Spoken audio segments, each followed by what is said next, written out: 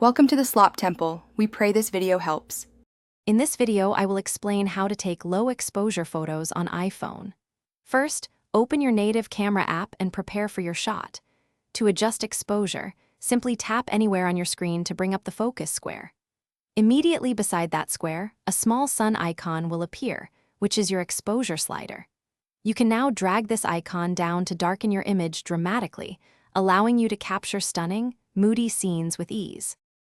Once you tap your screen and the exposure slider appears, dragging it downwards reduces the light, making your image darker.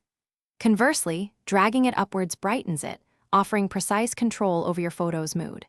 For consistent results, long press your finger on the screen until the AE/AF lock message appears, which locks both focus and exposure in place.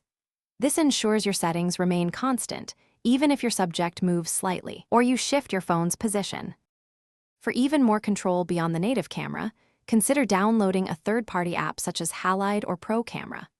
These applications often provide manual adjustments for ISO sensitivity and shutter speed, allowing you to fine-tune your low-exposure shots with greater precision. Additionally, using a small, portable tripod can significantly reduce blur when capturing images in very dim environments, ensuring every detail is crisp and clear. A remote shutter will further eliminate any potential camera shake. Low exposure is your go-to setting for dramatic cityscapes at dusk, where you want vibrant lights to stand out against deep, dark skies.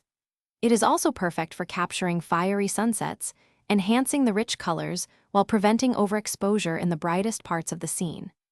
Experiment with this technique to create stunning silhouettes or to highlight specific textures and patterns, transforming ordinary scenes into captivating, moody photographs.